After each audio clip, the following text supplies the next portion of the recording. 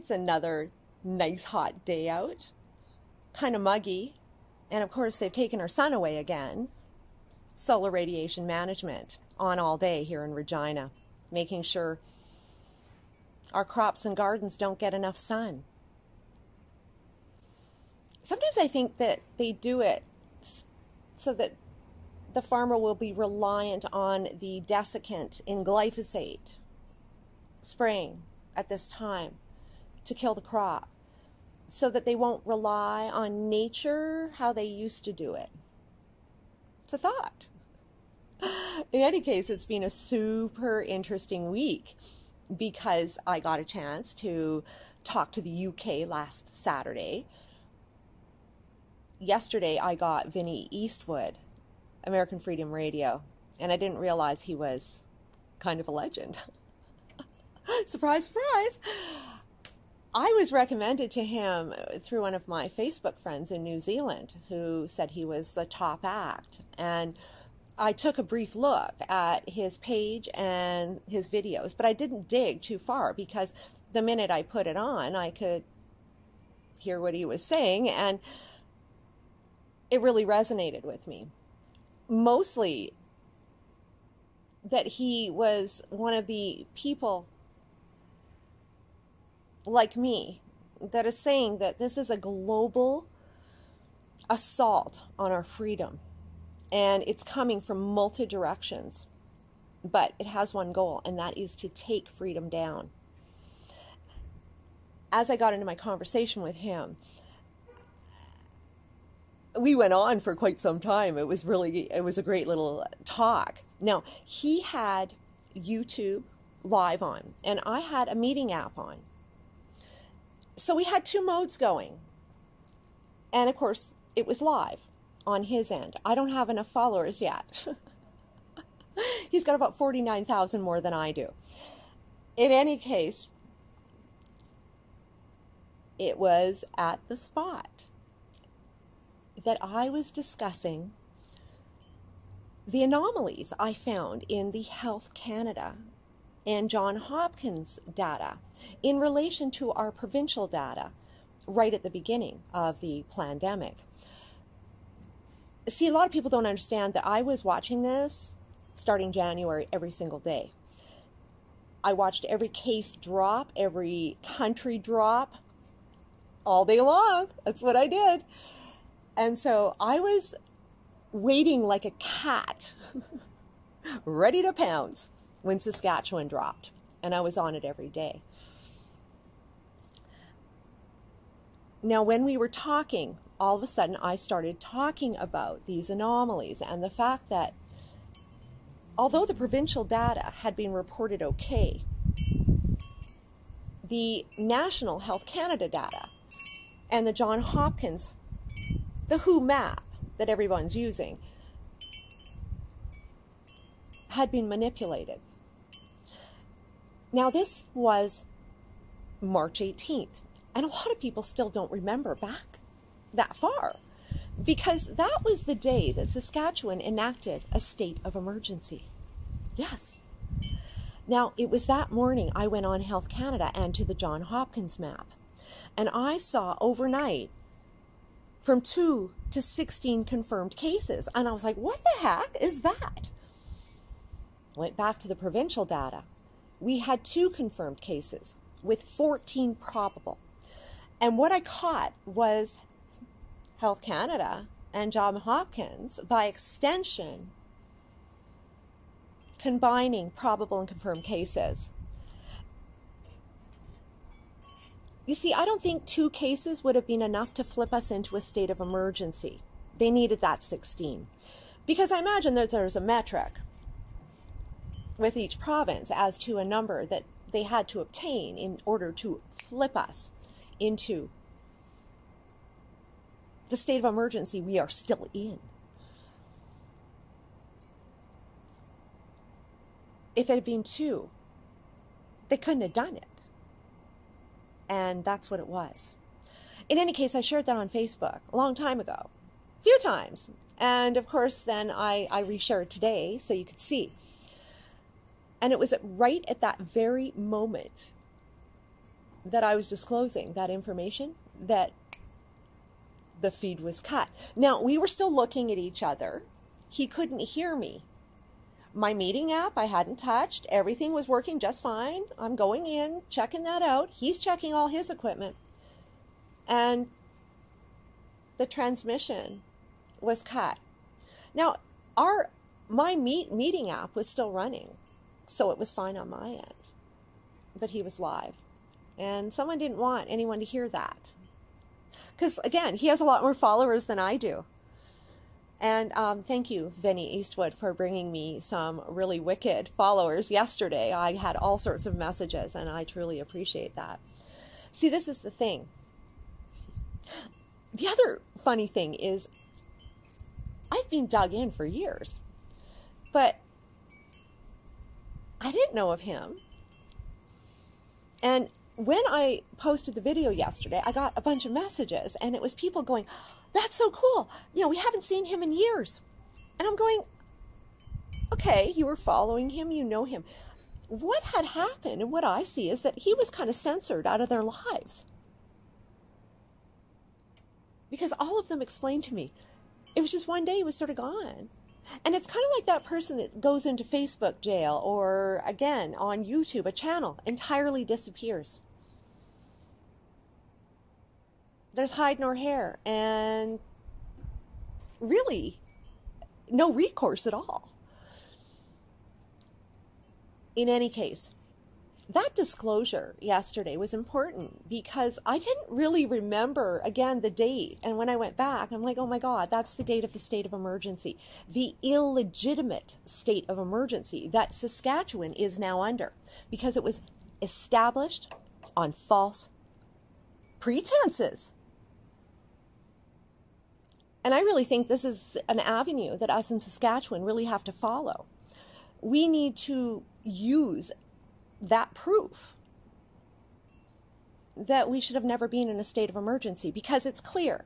Number one, the system was never overwhelmed. In fact, the hospitals were empty, and I have documentation of that. Getting chased out by security. I have documented evidence of my my empty doctor's office. People all over the province have documentation and have sent me a lot of it. So we know that none of the reasons, including the numbers that they use to shift us into an illegitimate state of emergency, was used. Fraudulent numbers. I'm not accusing our provincial government of doing anything like that because, again, I saw their data was correct. It was. But Health Canada used it to flip a switch, a national switch, to flip us all into a state of emergency. And that's the truth. Now, we also need to remember that it was March 14th that Sophie got COVID, and she's the one who really kicked the ball. She had been in the UK at a We Day UK event, March 4th, with her mother-in-law, Margaret, and her daughter. She traveled back.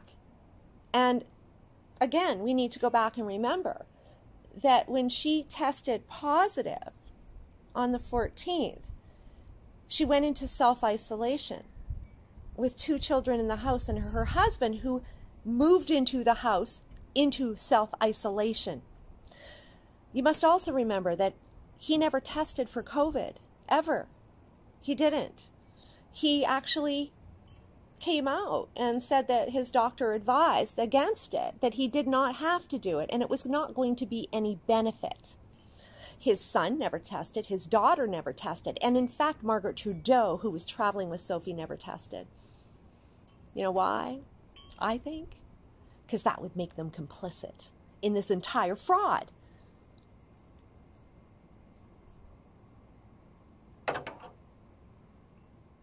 So many anomalies.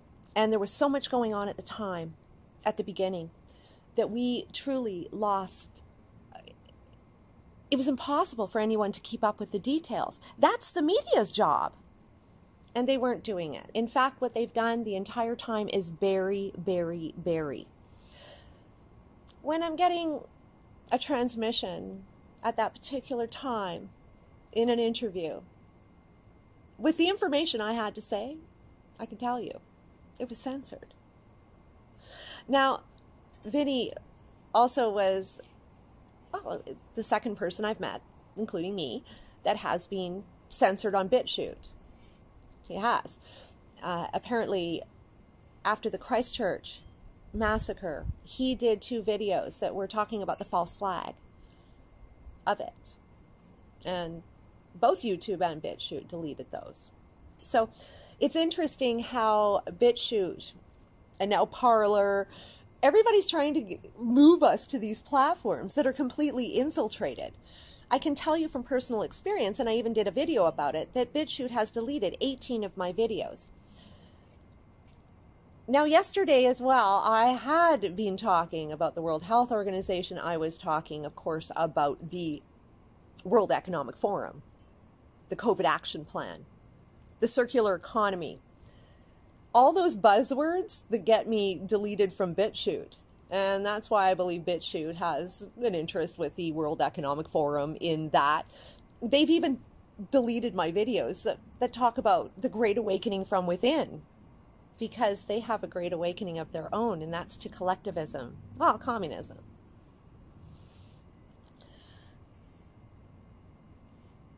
Here's some other details, and I guess I keep seeing it, so I'm just going to address it now. Sweden is the model because it's the actual model. And when you promote Sweden like that, what you're actually doing is promoting the new model in which we are all to become. And let me tell you how I came to this conclusion.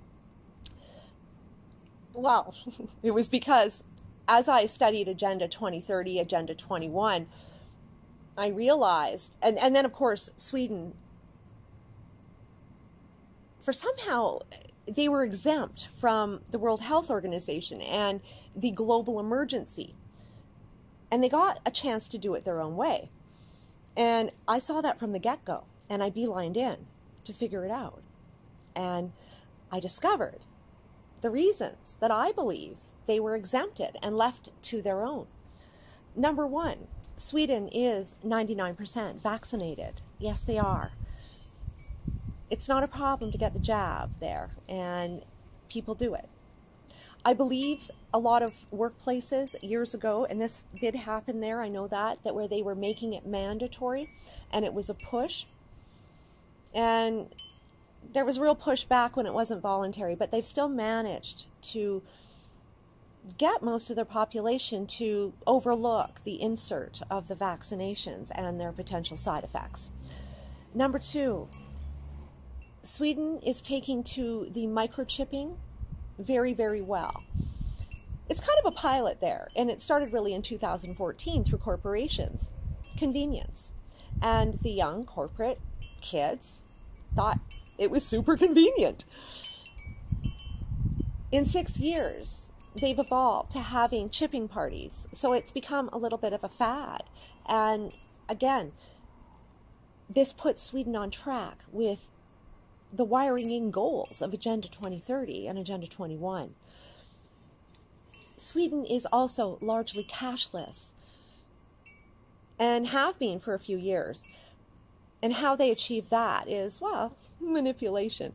The banks just made it so expensive to deal with cash that everybody stopped.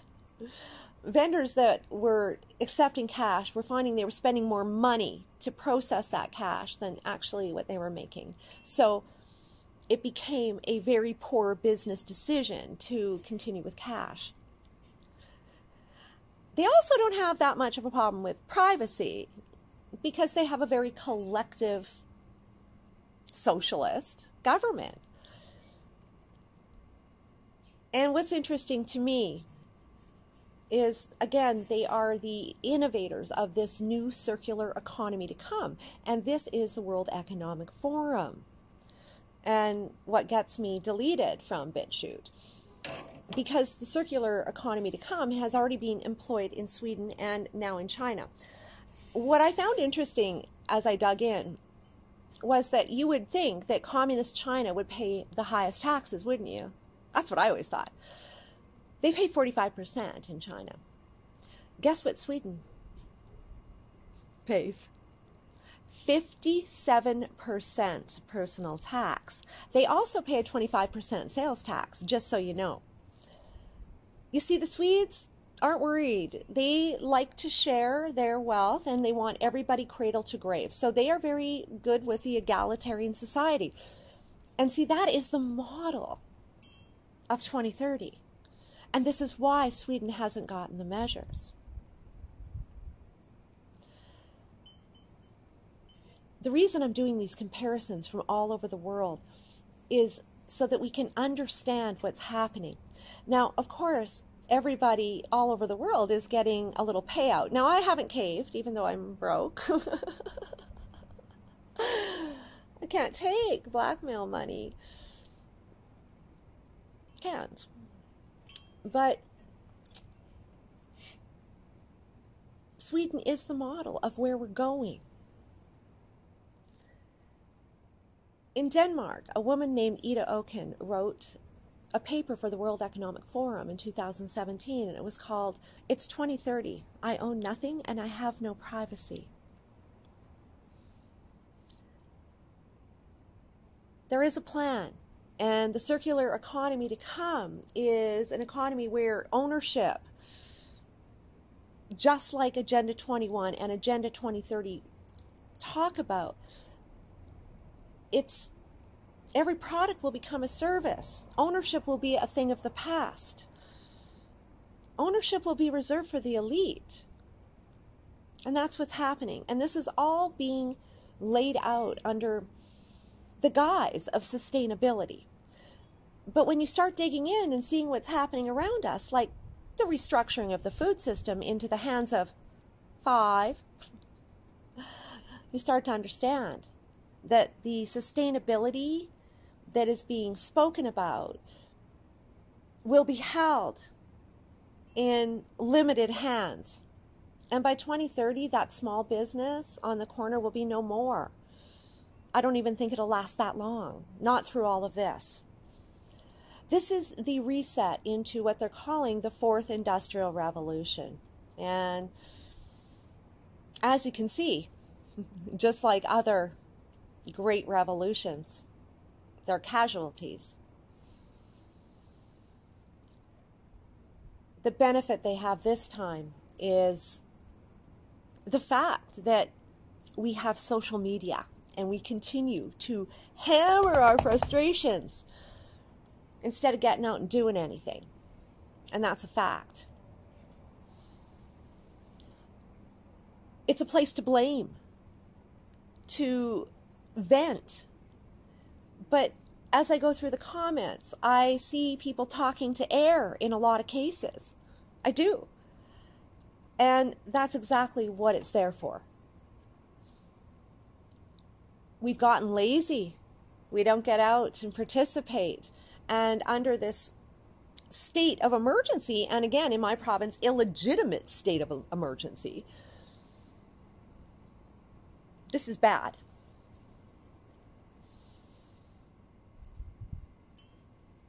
This is going to happen level by level. And they're using that social media to throw out material and see what your reaction is. And every emoji, every angry, every sad, it's all registered.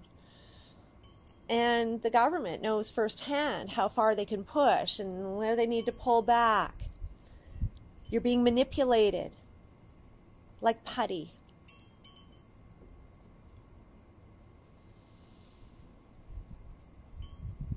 I don't know what to say because it gets me feeling really cynical. And then I talked to somebody like Vinny Eastwood, who is said he was the king of cynical. And he's changed his tune because they've got a party who's actually for the people. And as I explained in my interview with him, we don't have anybody here. They're pretending. They're containing.